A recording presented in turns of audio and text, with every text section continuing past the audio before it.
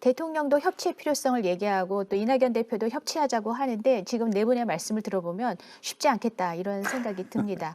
자, 일단은 그런데 이렇게 협치를 하자 이런 얘기가 나오게 된 것은 사실은 이 여야의 변화와 맞물려 있지 않나 하는 생각이 듭니다.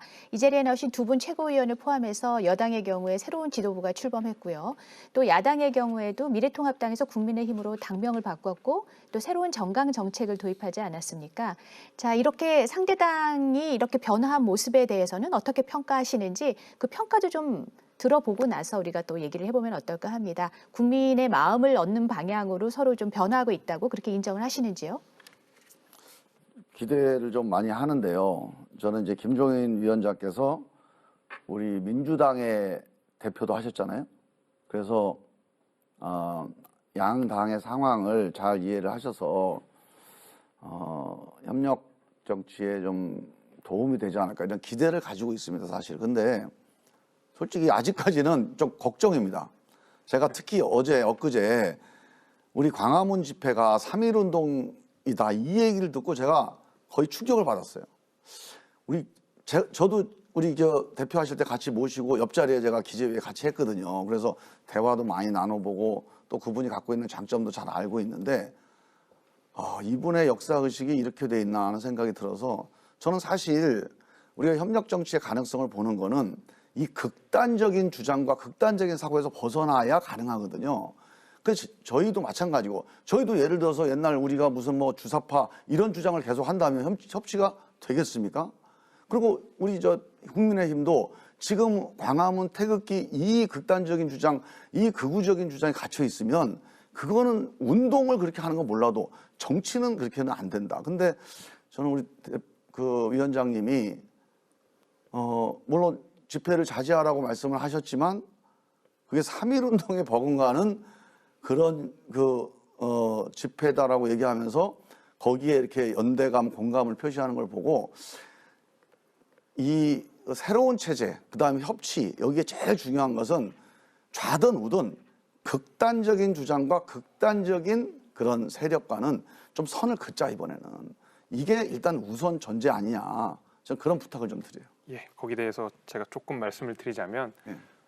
극단적인 정치적 메시지를 내는 그리고 굉장히 극우적인 행태를 보이는 정치 집단에 대해서 저희 역시도 선을 긋고 있습니다. 그럼에도 불구하고 실제로 그 일부 어떤 특정 종교 집단과 결부된 정치 세력을 마치 이제 국민의힘에서 같이 하는 것처럼 이렇게 묶어두고 있는 게 오히려 민주당이다. 저희는 이제 3.1운동이라고 그러잖아요 지금. 그러니까 저희 앞서서요. 저희가 어떤 극우 프레임에 가두고 있는 게 오히려 좀 민주당이기 때문에 오히려 저희로서는 결별을 하고 있는데 그걸 더 부추기는 게 저는 이제 민주당이 아닌가라는 일단 의심이 하나가 있고요. 저희 당 입장에서 아까 말씀드렸듯이 굉장히 그 다양한 견해를 인정하는 가운데서도 어떤 굉장히 극우적인 메시지, 굉장히 친일을 옹호한다든지 혹은 5.18을 폄훼한다든지 하는 데에서는 저희도 아주 엄격하게 잘라내고 있습니다. 그런 부분에 대해서는 뭐 걱정은 안 하셔도 될 것 같고요. 저희는 잘하고 있으니까 이제 민주당 쪽에서만 이렇게 잘 안 엮어주시면 저희는 잘해 나갈 겁니다. 그 극우 프레임 말씀하셨는데 네. 뭐 민주당이 극우 프레임에 가두고 있다? 뭐 굳이 저희가 할 일이 그렇게 많은데 국민의힘을 굳이 극우 프레임에 가둘 이유가 있을까요?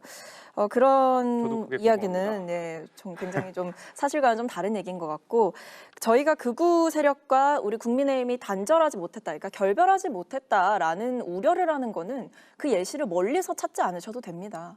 이번에 코로나19가 다시 한번 대폭적으로 전염되게 했던 그 8.15 불법 집회 있지 않습니까? 그 대규모 광화문 불법 집회 때 우리 국민의힘 소속 전 국회의원님들이 가셔서 직접 그 집회에 참여도 하셨고 뭐 듣기로는 음식도 돌리셨고 사진까지 함께 찍고 오셨습니다. 근데 그때 민주당에서는 수차례 입장을 냈습니다. 정광훈 목사와 이 8.15 불법 집회에 대한 국민의힘, 뭐 그때 당시는 통합당이죠. 통합당의 입장은 무엇이냐라고 몇 번이나 물었을 때 굉장히 미온적인 태도를 취하셨어요. 그리고 심지어 그 후속 대처도 미온적이었을 뿐만 아니라 그 집회가 열린다고 여러 차례 신호가 있었음에도 불구하고 그 이전에는 따로 적극적으로 조치를 하지 않으셨습니다. 지금이야 이제 개천절 집회를 앞두고 이제 그때 뼈아픈 경험을 하셨기 때문에 조금씩 목소리를 내시고는 있지만 그때 당시에 굉장히 미온적이었던 그 기억이 여전히 남아 있습니다. 그렇기 때문에 아무리 정강 정책을 바꾸신다고 하더라도 당명을 바꾼다고 하더라도 보여지는 지표가 여전히 과거에 머물러 있다면 사실 어떻게 그런 부분들을 신뢰할 수 있겠습니까? 이런 부분에 대해서는 확실하게 좀 보여주셔야 되는 거죠. 정치가 좀 격점이 있었으면 좋겠어요. 그저 누구 공격하고 당을 아주 조그마한 바운더리에 이렇게 협소하게 묶으려고 하다가 보니까 자꾸 극한 대치가 일어나잖아요. 저는 이런 부분부터 좀 여당이 던져라. 뭐가 무섭습니까? 지금 190석 정도의 대형, 아주 초대형 집권당이 됐잖아요. 지금 8.15 부분도 그렇습니다. 분명히 여기에 국민 건강을 위해서 안 나가는 게 좋지요. 그러나 정확한 팩트를 여당 의원들이 모를 리가 없어요. 광화문 집회를 통해서 전국으로 확산되는데 분명히 일조를 했을 겁니다. 아주 바람직하지 않은 현상이지요.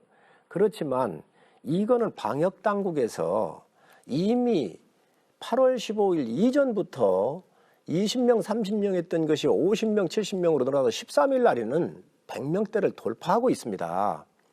이미 이것은 상당히 광범위하게 퍼져 있던 사실이에요. 그게 8.15 집회를 통해서 좀 속도가 조금 더 늘어났을 거예요.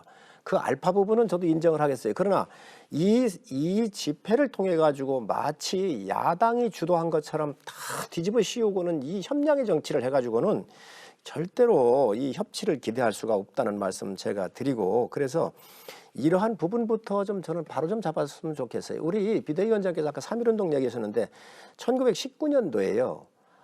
스페인 독감이 해가지고 우리가 13만 명이 죽었어요. 그 이야기를 하신 거예요. 그런데 이거를 마치 3.1운동하고 뭐 이렇게 연결을 해가지고 자꾸 이 축소시켜서 이렇게 얘기를 한다 그러면 우리 지도부부터 좀 바꿔보자는 거예요. 상대도 좀 인정하고, 그리고 여당이 더 넉넉하게 하고 이렇게 해야지. 지금 광화문 집회를 마치 우리 당에 뒤집어 씌우는데 이건 아주 과학적인 데이터예요. 제가 그래프로 다 설명을 했습니다. 네. 그래서 일단, 이런 네. 사실까지도 일단 네. 이런 사실까지도 좀 집권 여당은 조심하셔야 한다는 거예요. 네, 성 의원님께 제가 한번 일단 추가 질문을 좀 드려보겠습니다. 그래서 광화문 집회랑 좀 확실한 선긋기를 해야 되는 게 아니냐라는 게 이제 여당의 요구인데, 이번에 개천절과 한글날에도 대규모 집회가 열릴 예정이라고 해서 이제 국민의힘이 어떤 입장을 내놓을지를 사람들이 궁금해했는데, 김종인 위원장이 직접 메시지를 내놓지 않았습니까? 집회에 나오지 마시기를 두 손 모아 부탁드린다, 이제 이런 메시지를 내놨는데, 그러면서도 또 이제 그 집회에 나오는 분들에 대해서는 어느 정도 그분들이 주장하는 거에 대해서는 좀 인정하는 듯한 발언을 해서 여당에서는 좀 그게 미흡한 게 아니냐, 여전히 확실하게 선긋기가 안 된 게 아니냐라는 그래서 그런 걱정되는데요. 주장을 하는 거거든요. 그에 대해서도 좀 입장을 얘기해 주시면 어떨까요? 우리 비대위원장께서 절제된 분노가 더 큰 효과가 있다 이렇게 하시면서 간곡하게 말씀하셨고요. 저희는 그거하고도 손을 안 걷습니다. 극정하고도 좌측하고도, 좌측 정부하고도 저희는 선거면 안 된다고 생각을 해요. 좌든 우든 대한민국 발전을 위해서 양측에 서로 필요 충분 조건에 맞는 부분들이 있거든요. 같이 가는 거예요. 왜 우리가 좌라고 그래서 그걸 끊어내겠습니까? 극우라고 그래서 그분들의 그 뜨거운 애국심 같은 경우를 그분들 나름대로의 사고 체계가 있으신 거예요. 그리고 나라 사랑하는 정신이 있어요.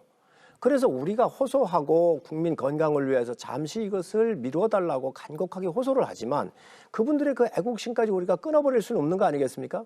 또 저희는 그렇습니다. 지금 좌우를 나누어서 좌가 무조건 우리가 핍박하고 우리가 손잡지 못하고 배척해야 할 대상이 아니라고 생각을 해요. 선거가 끝나면요, 좌든 우든 함께 다 대통령이라고 하는 것, 또 집권당이라고 하는 것은 수합하면서 가야 되는 거잖아요. 그래서 저희는 그런 생각 없다. 더 넓게 좌든 우든 아우러서 가는 거에 저희 당은 중심에 설 것이고, 또 이번 아까 질문을 주셨는데 이런 코로나가 있기 때문에 이런 집회에 대해서는 우리가 국민의 건강을 위해서 자제해 주시고, 가능하면 좀 더 세련된 방법으로 우리가 표출할 수 있는 것은 또 찾아보자, 이런 말씀 이미 드렸습니다. 한마디만 첨언을 좀 드리자면요. 일단 민주당 쪽에서는 뭔가 강한 조치를 좀 바라시는 것 같은데, 그러니까 그 사람들한테 조치를 하는 거를 바라시는 건지 아니면 정말 선긋기를 하시는 걸 바라시는 건지 아직 제가 그거는 잘 모르겠습니다. 사실 어떤 효과면에 있어서는 저희가 당대표가 이렇게 그러니까 비대위원장이 나오셔서 직접 국민께 호소하는 방식이 오히려 더 효과적일 수 있거든요. 반드시 우리가 강한 처벌을 한다, 반드시 우리가 징계를 하겠다라는 식이 꼭 선긋기라고 이해되는 것은 굉장히 그 어떤 일부 어떤 사람들의 만족감 때문이 아닌가라는 생각은 좀 있습니다. 그래서 저희가 이 부탁을 한다고 해서 그 국민께 호소를 한다고 해서 그것이 선긋기가 아니다라고 바라보는 것은 아무래도 좀 무리가 있다라는 생각을 일단 있다고 말씀을 좀 드립니다. 뭐 짧게만 말씀드리면은 진정성을 좀 원하는 거죠. 정말 이 코로나19라는 사태를 정말 여야가 합쳐서 힘을 합쳐서 이거를 막아내야 되지 않겠습니까? 근데 이런 상황 속에서 이런 개천절 대규모 집회, 특히 이번에는 뭐 핸드폰까지 끄라는 지침까지 내려왔다고 하는 이런 의혹이 막 돌아다니고 있는 상황 속에서 국민의힘 측에서 국민의힘의 지지자들이 그런 집회에 나갈 수도 있다는 사실을 모르지는 않고 계실 겁니다. 그렇기 때문에 뭐 그런 약간 여지가 있는 그분들의 의지를 조금 존중하는 듯한 발언을 위원장님께서도 하신 걸 텐데요.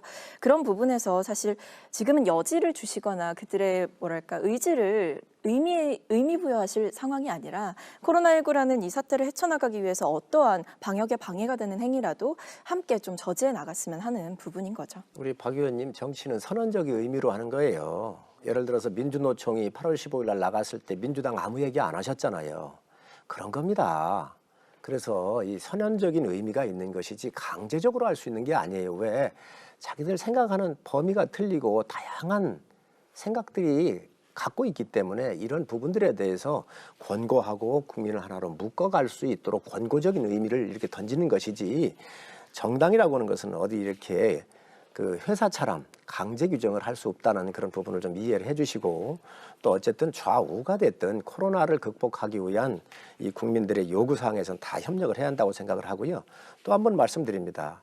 개천절 비롯해서 이 아주 중요한 타이밍인데 아주 중요합니다. 그래서 국민 건강을 위해서 우리 모두가 다 함께 국민들한테 의견을 자꾸 내서 또 그분들의 동의를 받을 수 있도록 그렇게 여야가 다 함께 했으면 좋겠습니다. 네, 뭐 정치의 의미에 대해서는 뭐 저도 많이 고민을 하고 있으니까요. 말씀 주신 부분대로 진짜 그 협력적인 자세로 함께 했으면 좋겠습니다. 이게 그렇게 해서는 안 됩니다. 이걸 막을 수가 없어요. 지금 그분들이 정말 대한민국에 자기들만 있다 그러면 그렇게 하겠습니까? 누군가가 말 없는 다수가 자기들을 지지한다고 생각하니까 그렇게 하는 거예요. 아까 광화문 집회 8월 15일 얘기하셨잖아요.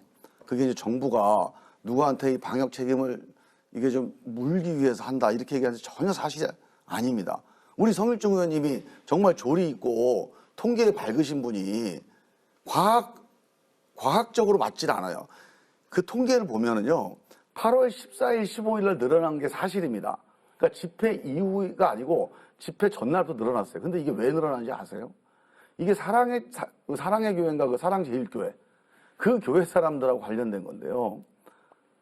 그 용인에 있는 교회하고 이 교회 두 군데서 늘어나는데 그게 언제부터 시작되냐면은 8월 준비 집회부터 시작됩니다. 이 8월 15일 집회를 위해서 정광훈 목사가 그 전부터 준비 집회에서 엄청나게 선동을 많이 했어요. 그리고 이런 과정이 저희가 엄청나게 우리 미래통합당한테 주문을 했습니다. 우리 얘기 안 듣지 않냐. 당신들이 좀 얘기해줘라. 그리고 당신들이 비판을 해줘라.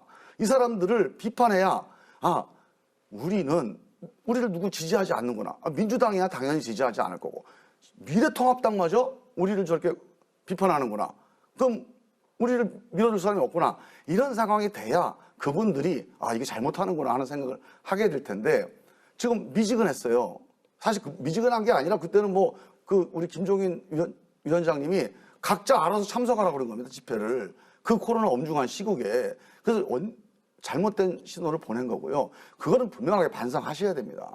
그 다음에 이번도 마찬가지인데 이번도 비판을 해줘야 됩니다. 당신들 잘못했습니다. 이건 잘못입니다. 얘기를 해야지. 당신들 훌륭합니다. 하지만 좀 집회는 좀 자제해 주죠. 그러면 그분들이 발표된 성명 보세요. 주제는 자기가 뭔데 우리는 뒤에 우리를 지지하는 국민들인데 이러고 나온다는 거죠. 그래서 저는 그분들하고 한번 논쟁할 각오하고 단호하게 좀 얘기를 해주셔서 이 문제에 대해서 코로나 문제만큼은 다른 이념적인 문제다, 안보 문제다 그러면 모르겠어요. 코로나 문제만큼은 좀 선을 그어주시라는 거죠. 좀 과한 말씀이시고요. 그것도 상대를 바라보면서 잘 완급을 조절해야 한다고 생각을 해요. 코로나에 대해서 퍼져 있던 것은 전국적으로 모든 곳에서 난 겁니다. 무증상 감염자가 전국적으로 나오고 있잖아요. 이 과학을 왜 자꾸 정치의 사람 논리로 올라 제일 그래요? 높아요. 자, 엄청나게 높습니다. 자, 이게 나오고 있잖아요. 그리고 네. 이건 잠복기가 7일에서 14일이고요. 그 저 교회 말씀을 하셨는데 저부터가 대형교회 목사님들 잘 압니다. 그래서 정말로 이 부분 잘 넘겨야 한다고 제가 말씀드리고 있어요.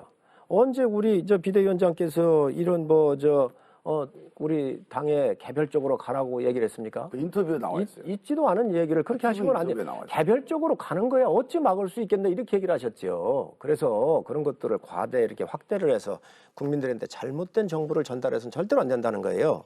그래서 유감으로 생각을 하고요. 알겠습니다. 어쨌든 네. 이 코로나는 여야를 뛰어넘어서 우리가 네. 빨리 힘을 모아서 개별적으로도 극복하는데 가지 네. 마시라고 얘기를 하셨어요. 광화문